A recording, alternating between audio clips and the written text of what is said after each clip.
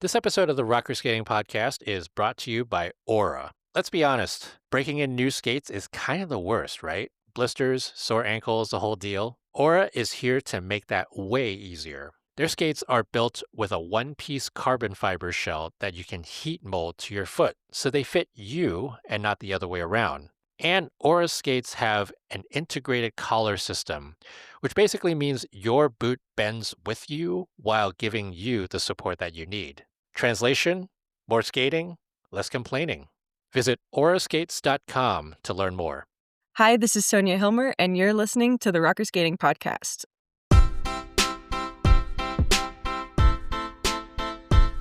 Welcome to the Rocker Skating Podcast. It is U.S. Nationals Week, and this is Jackie Wong, and I will be joined by Michelle Ellis very soon. But we're going to do something a little different this week. We're going to split our preview of U.S. Nationals into two episodes because we just have so much to cover. First part is going to be for the women and pairs, and I've got also a very special interview with Sonja Hilmer that will be part of this episode. And then the next episode will be for men and dance. So here is part one for pairs and women's preview for the U.S. Figure Skating Championships. So how many hours did you fly to get here? 28 hours. Oh, so you flew 4 further. flights. That's farther than Lachlan Luer's mom, who was, I think, 24 hours of travel to get here from Brisbane. So It just so happened that I had this like convoluted schedule of flights that I took because that's how it worked. But I'm here. Let's start with the women. yeah, You and I are both sort of like we kind of know who's going to make the Olympic team. oh, we know who's making the Olympic team. Yeah. I mean, it's going to be Amber, Alyssa, and Isabeau, and they are all going to skate in the last group of the short program in Milan because that's where their world rankings are. And Europeans is not going to crazy. change it. Yeah. That's crazy. I feel like no team has been more locked than that team. They're going. The fact that, so I'll talk more about this later in the week. Well, I'll do another Olympic selection show to talk about how the U.S. procedure works. But the U.S. procedure is basically a body of work thing, right? Like you have a certain set of people who get put into a pool for consideration, and there are different ways you get into the pool. One of those ways is you add up a bunch of points from the season and from the season before and from the previous Olympics that you were at, or some previous Olympics that you were at. And so that puts people into consideration. But the thing about that is it is not like other countries. That's the addition of those points doesn't really mean anything except just for putting means you you're in the into the pool. Yeah.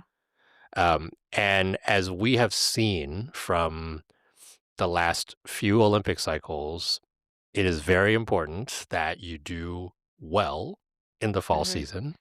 It is somewhat important that you have done well in the previous season. It is very important that you do well at nationals. Like all of those things count. But just because you do well at nationals does not mean you get on the Olympic team. So those are things that, as we are looking at these selections this week, that is the thing to really take note of, because you cannot use that like selection or the pool selection criteria to say like this is how people are ranked, because if that were the case, and I'll go to the men right now, if that were the case, Lucius Kazanecki goes to the Olympics because he made the Junior Grand Prix final, and the Junior Grand Prix final takes a lot of precedence in the points that you earn. Yeah. So anyway, that's a preamble. Yeah. But and to be clear, it's even if you win nationals, you're not on the Olympic team. That's correct. It used to be a rule. Rule used to exist, but thanks to our frenemy, Tanya Harding, and it's no longer a rule because U.S. figure skating was not able to take her off the Olympic team. And her Is attorneys that are the like, "It's in your bylaws. She is won that what nationals." Yeah. is that why the Uh-huh. rule was changed? Yeah. Because so they figured out pretty shortly after Nancy Kerrigan was attacked that Tanya may have been involved, and US Figure Skating was like, "Can we not send her to the Olympics?" And she lawyered up quick, and her lawyers pointed to that in the bylaws, like, the national champion is on the Olympic team. I I don't still know think if it's the only reason, but that was a big part of the reason. I still Yeah. contend that Michelle Kwan should have gotten that title after, and that they shouldn't have Yeah, vacated it. They should have moved everybody up. I agree. I Like what? agree. But it does having the word vacant on the trophy and on, like, things, it really It reminds you. emphasizes the gravity of what happened there. It Yeah, reminds you. yeah. Um, okay, so Alyssa, Amber, Isabeau, they were on the world team last Mhm. year. All three of them were in the top 5 at Yeah. Worlds. Alyssa's the world champion. Isabeau has been, well, she was world silver medalist a few years ago, but she has Mhm. been strong this season. She was 4th Yeah. at Worlds last year. Amber made it to the Grand Prix final, has been very strong. Like they are the they are 3 of Mhm. 9 women in the world to have scored over 210 points this season internationally. Mhm. Yeah. So that all That's of our those team. things point to that, Mhm. unless somebody gets 10th. Like, it's so hard to see that not being the team. But I if I don't think getting 10th is gonna take one of them out. I think, like, breaking their leg might do it. But, like, I just can't see them not doing it. They all have off days once in a while. I don't Yeah. I can't. Well, first of all, I can't see any of them getting 10th. But let's. Yeah. I'm not gonna Mhm. be accused of jinxing anybody at this point. I Um, but I will say, I wouldn't be surprised if they aren't the 3 medalists here. I think there is someone who might get on the podium and split them up, but and who would that be? I don't think she's Olympic eligible, Sophie Jolene von Felton. Yeah, Interesting. yeah. I heard she's having a little shoulder stuff, but, I mean, we'll see how she skates here. It's how at nationals, you're gonna deny somebody with 2 triple axels and a quad Salchow in their free skate? I feel like she's gonna be the Ilya Malinin of this nationals. Yeah, but she's gotta land this. She's not the most consistent. We're talking about Sophie Jolene von No, Felton. she's not, but I Um, believe in her. I think she can do it, she is a talent and for I'm sure. always here for a little drama, so Well, I was gonna say if it's not the 3 of them, the 2 for me who have the outside shot are Mhm, Brady Tennell and Sarah Everhart. Like mhm, those are sort of like the conventional outsiders. mhm. And then the less conventional outsider would be the Sophie Jolene von Feltons of the world. Well, Sophie Jolene, sorry, is not eligible for the Olympics, she's not old Correct. enough, Correct. Yeah, but but to the podium podium, that is. conversation, yeah, Yeah, for the podium. yeah. The other one who we really haven't talked about much at all, who I've had my eye on for the past year and a half, is Emilia Nemirovsky. Oh, okay. Her jumps are so big. Mhm. Like when she lands them, they are really like they are some of the best jumps in the competition. Wow. Um, and we've seen her skate very well in spurts. Like she has Mhm. not had a consistent season. I was really hoping that she would have a good junior Grand Prix season, and she Yeah. didn't. Um, She's quite young, right? Is she, like, 15?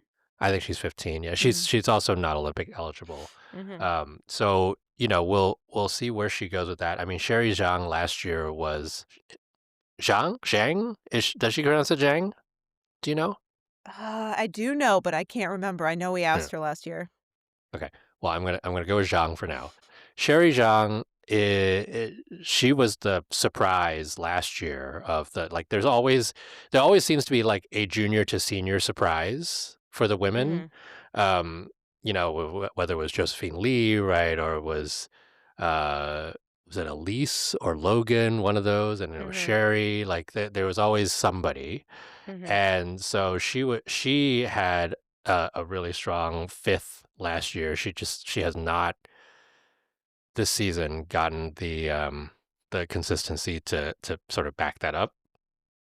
So, there's a lot of crapshoot going on here Yeah. for a lot of these women who have a high ceiling, Mhm. potentially, have a lot of talent, but you don't know if they're going to then break into that top Yeah. five, because the top five has been very squarely Alyssa, Amber, Isabeau, Brady, Mhm.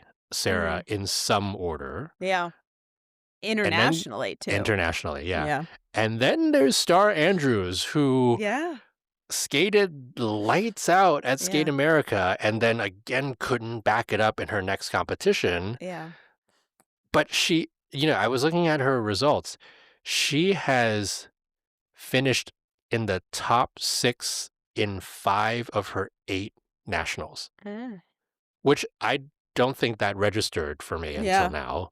Yeah. And so she skates some of her best skating at nationals, and Mhm. so um, we'll see where she goes for Mhm. that. But like you, I think it is going to be a Alyssa, Amber, and Mhm. Isabeau show this week. Yeah. I just looked it up. Sherry Zhang. Sherry Zhang. Sherry Zhang. Yeah. I know. I'm excited. I don't know what we're gonna see. Oh, and we didn't mention my fave girly, Ava Marie Ziegler, AMZ withdrew from nationals. I've heard she's injured again, but I haven't read that like confirmed anywhere. Which is such a bummer. That's her third nationals in a row she's gonna miss. She has such star potential, and I really hope she can get healthy and come to nationals next year. And not just four continents. And I really I want her to know. have a good season.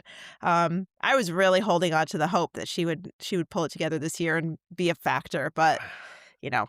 But You, on the plus side, her withdrawal has opened up the spot for the first alternate, Alina Bonillo, who was pretty great this season, just yeah, struggled at sectionals, so yeah, she's another awesome jumper too. yeah. We have a lot of awesome inconsistent jumpers in this Yeah, field. yeah. That is for sure. A different kind of skater, though, who I'm very excited to see, is Sonja Hilmer. Yes. The something of a cult favorite. Yeah. Um, she knows she is not going for an Olympic spot, but Mhm. she also knows that putting interesting skating out there is something that she wants to do. Well, hi, Sonia. How are you? Hello, I'm wonderful. How are you? Thank you for joining me here. Thanks for having me. Well, it's mid-December, and it's as we were saying, it was getting a little cold in Colorado. Mhm. But how's training going? How's the season going?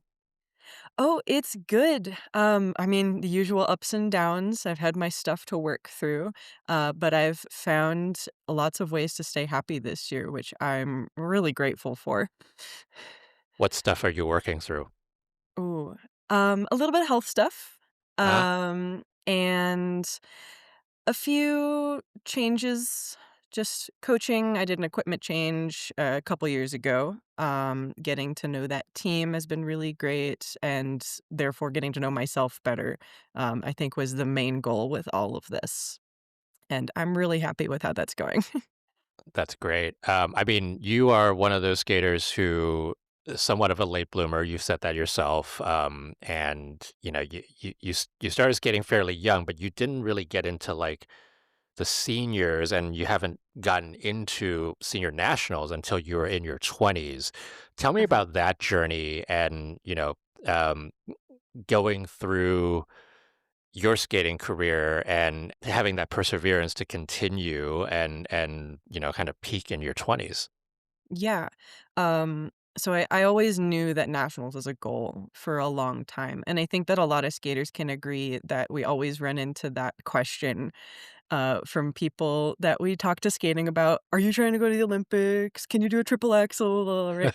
Um, The- and it, so and, and I will tell you, it's the same questions that happened in the 90s as well when I oh was my skating. gosh.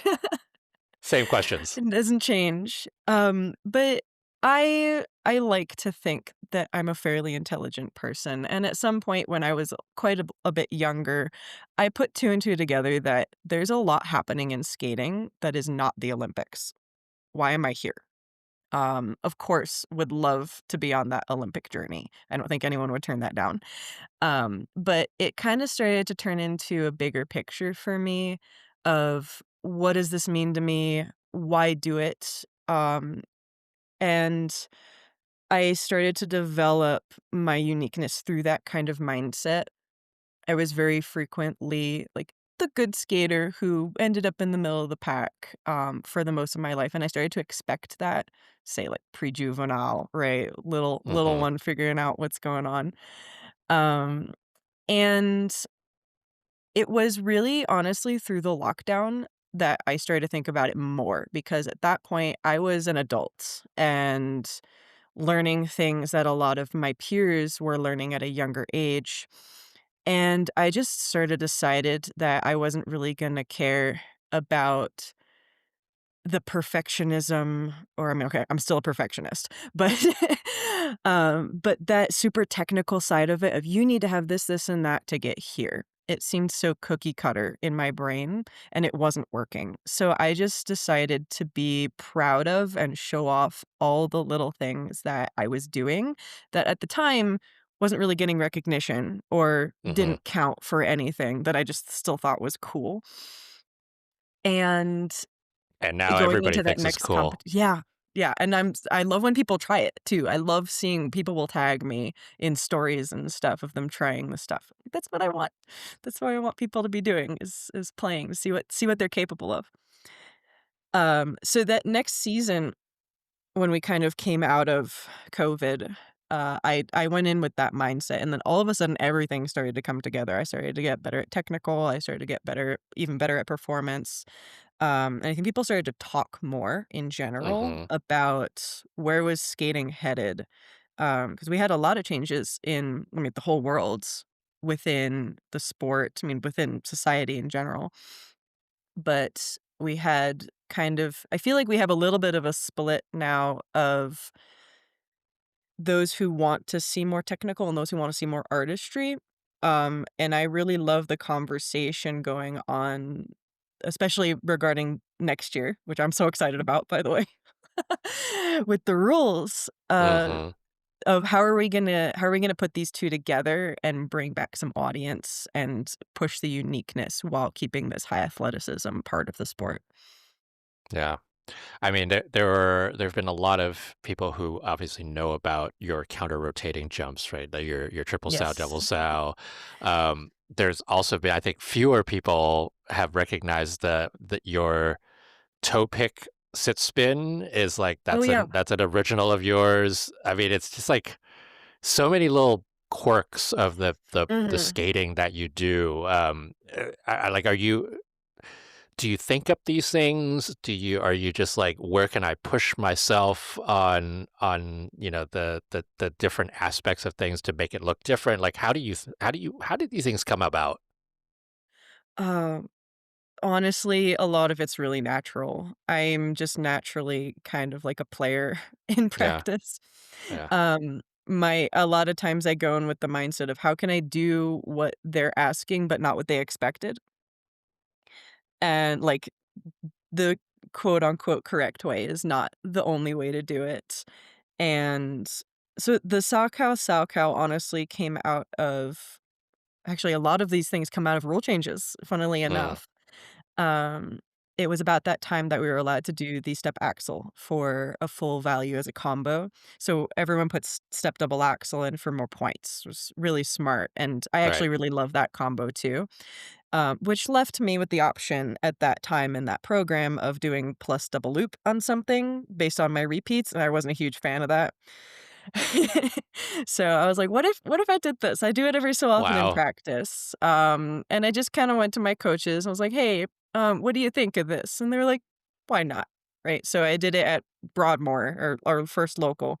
I didn't really ask any techs beforehand right, either what they thought of it. I just kinda did it, and we also had Peggy Fleming Trophy that year also still. So I did it in both my free and in the Peggy Fleming Trophy, and that's when it kind of, like took off immediately, and Yeah, people I mean, started talking about everybody saw it. Everybody Yeah, saw it.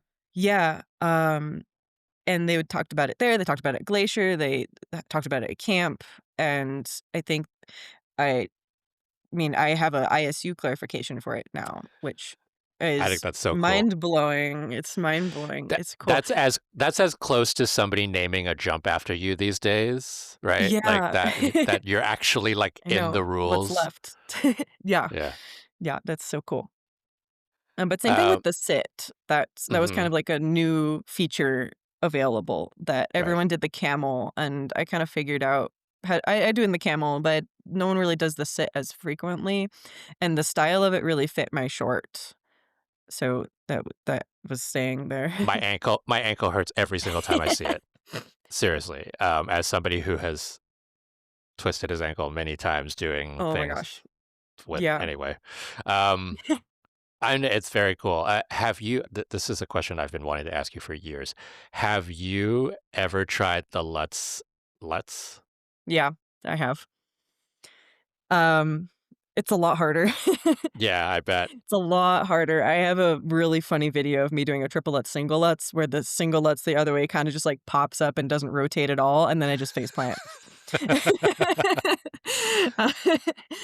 Um, yeah, that a few people have asked me about that one. I'd be very interested to see if anyone can figure it out. I I've think seen it would people be a do a lovely bonus. I've seen people do a single Lutz Mhm. before, No, but not single, anything. perfect. Yeah, Single's great. anything more than that. Anything more than Yeah, that is a yeah, little more figuring out. I kinda considered loop also, and I did talk to some techs about this one, but that would require you to step down, like, do right, a cross behind, right, but that's just kinda like a fun little illegal combo, shall we say. right. Yeah, exactly. Well, that's fun. Well, Nationals is coming up. This is what, number 4 for you? This is for Um, Mhm. what kinds of things are you expecting out of yourself for this one? Oh my gosh, mostly fun. Mm, Fun and, um, enjoying the atmosphere. Especially having a season where, uh, I got a lot of notoriety pretty early on. People know what they're about to see, and with as I mentioned at the beginning, I had some ups and downs with health this season. With that having happened, just being in a good place and feeling like myself, I think is really the best approach I can take to this. well, great. Good luck, Sonia, and Thank I you. will see you in St. Louis. Yay. Yes, it's gonna be exciting. I'm really excited to be there for an Olympic year. Seeing that, especially that Take 5 program in Mhm. person is gonna be really fun. Yeah, I can't wait. The whole, step sequence that was Uh-huh, basically recorded, she was telling uh-huh, me um, that they basically recorded went on the ice and recorded her doing the steps and mhm. then superimposed it into the program music, and it's fun. You don't wanna miss what Sonja Hilmer has to offer. Let's go to the pairs. Okay.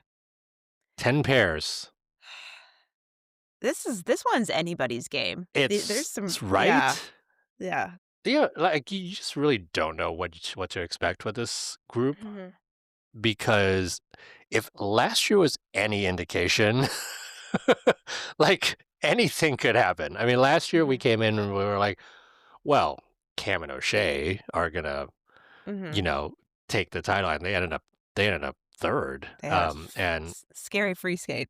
yeah, Yeah, and McBeath and Parkman ended up mm, 2nd, right? yeah, And it's actually been Alisa Efimova and Misha Mitrofanov, who have been something of more of the mhm, consistent skating that we have yeah, seen, and we've seen that a few times from them this season, and they've got a lot of good going for them. There is still, and I can't believe I'm saying this, there is still a question mark out there as to whether or not she's going to get her citizenship in time, yeah, and we're supposed to find out this week according to what they've told US Figure Skating? yeah. She needs it by Sunday to be named to the team.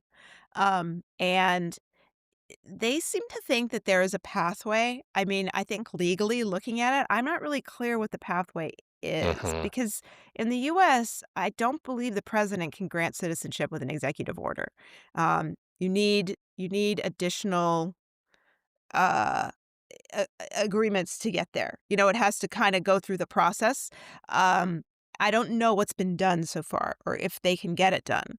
I think it would be amazing if that happened. And I mean, we are here at St. Louis on the 20th anniversary of Tanith Belbin becoming an American citizen. So you never know, anything could happen. I mean, we've seen citizenship things over the years, Yeah. and The US is brutal, though. I mean, yeah, I've never seen anyone get an exception to, like, the residency time. It's exactly. always, like, different weird little things. So I I don't know. think I think everybody's still holding out hope Yeah. on their team. So we will see. So basically we won't know until Yeah. sometime during this week whether or Mhm. not Elisa Efimova will be uh, actually eligible or not eligible for the Yeah. Olympics. We do know, I think we do know that Daniil Parkman is not Yeah. eligible for the Olympics. He's not. And so then, if you take those two out, the Olympic team is then Cameron O'Shea, Mhm. Shannon Howe, Shannon Naj. Mhm. 2 of those 3. Two of those, yeah, exactly. Two Yeah. of those three. And you have to then factor in the potential of a Plazas Fernandez Mhm. or the potential of a Lou and Bedard, which, like, Yeah. that wasn't even a potential, Yeah. earlier this season. Uh, They're good. I mean, I'm here for that upset. That would be quite surprising. Um there's just so much that Mhm. could happen Yeah. with this team. And to add to all that, you have a third spot open for the World Championships. Yep. Mhm. So, Well, I think and Efimova's getting that. exactly, and that so then Yeah. Efimova, Mitrofanov, and Yeah. McBeath Parkman come back into the fold Yeah. for the World Championships, which in some ways you could even say the World Championships spots are more competitive than Yeah. the Olympic spots. They are. They're just Yeah. it's weird. It's so weird. Yeah. Um, I read something interesting too with Efimova where she said that she wasn't sure if she wanted to go another Olympic cycle because she wants to go to medical school and she needs to, like, get going on that. So I mean, Alisa Efimova, go to medical school, speak your yeah. 8 languages, and skate. I Yeah. mean, the more I have talked to her and learned about her, the more fascinating she is as Mhm. like just like a general person. Um, So I feel like this might be a Finnish thing. I recently did a little bonus dance lore for our friends at the run through, and I discovered in the research for it that Susanna Rakamo and Petri Coco both have really advanced degrees. She has a PhD in industrial engineering. On top of like running the ISU's dance program for how many years and being so involved in Finnish skating. And he like has what is he has like a master's in accounting and some like high level position at Google. So I don't know. Maybe it's just like the academics and the figure skating go together. I know Laura Lapisto has an advanced degree now too. So I do think that, and this could be mhm. a a vast generalization, but I do think that Europeans do value their Mhm. secondary degrees, like beyond Mm. college slash Mm. university, right? Um, like in my workplace, Mhm. you actually need to have a master's or a PhD to get a position in my other career Mm. job in Europe. Whereas in the US, you can have a bachelor's and Yeah. be in it. So Interesting. yeah, it's I think the European standards Mm. for professional degrees is quite different. Mhm. Yeah. Somebody's She's gonna ambitious too. somebody's gonna tweet Yeah. us and be like, We're gonna get some no, that's not tweets. true. Yeah, exactly. Um, so yeah, I mean, so okay, so if you were to say right now who goes to the Olympics, if Efimova is not eligible, right? Mhm. Who would the two be? Cam O'Shea and Shannon Howe. Interesting. Uh, oh, okay, actually, it's hard because Chan and Hao are such a wild card because when they're on, they're Yes. so good. I don't Yes. really know what they're gonna do. Yeah. I also feel like there's a scenario where Lou Bedard are a factor in there. I I I mean, because it's like whoever skates clean is going to get up there, and it's like, I think all these pair teams have had good seasons. I mean, they've all skated well, and they're competitive, and it's, um yeah. The interesting thing is, right, like, they've all had good seasons, but they've all had their mess ups. Yeah, me too. So that's I think for me, that's the wildest wild card, right? Is Yeah. like w- n- outside of Cam and O'Shea, who started off kind of weird, Mhm. with the late start and her concussion and all that stuff, Yeah. to getting back into the form that they had. I feel like they are fairly secure in ways. Um, Outside of them, you look at Shannon Howe, and they had one great event, and then they had a bunch of sort of mediocre Yeah. ones. Um, uh, Shin and Naj Mhm. infamously had a not great Yeah. start to their season, and they have ramped up. Mhm. And Tessa Virtue has Yeah. has has Uh-huh. worked some magic with them Yeah. because their last competition was really good. Yeah. Lou and Bedard, same thing. Like they Yeah. kind of came out Mhm. swinging, and then the last competition they were in was not as good. Mhm. Plazas Fernandez has been sort of up and down. Like there have been multiples of these. Like I I tend to be a momentum person, Mhm. and for me, I would That's give the Shinaj. momentum to Shinanaj. Mhm. Um, but I think it will be for me. I think it will be the battle between Shinanaj and Shannon Howe. I think those Mhm. two are the two of them have the highest ceiling Mhm. of the non O'Shea. Yeah. Um, I mean, I would argue that Chan and Hao have as high a ceiling as Cam and O'Shea. They just take themselves out of the contention a lot more often. Totally, When they're on, they're so good. yeah. Um, Quality I elements, very yeah, quality. and I think the side by side jumps that were always a problem have become more of a problem this season with like Spencer's time away from training, and then just something about the way they're synchronized. I don't know, but maybe they'll turn that around here. We'll see the And intrigue for the somebody has to do the pairs. team event, so you know Somebody's got to do it. somebody's got to do it. Pairs. I think women is going to be a little bit cut and dry, but also Hmm. with some intrigue in terms of just like how people will skate. Pairs for me will be the one that's just like, let's just throw a bunch of things in the air and Hmm. see what sticks. Yeah, literally, literally. See which lands. Yeah, see what lands. Well, that was it for part one of our U.S. Figure Skating Championships preview for 2026. That was the pairs and the women's events, and we will have a part two for men's and dance, so stay tuned.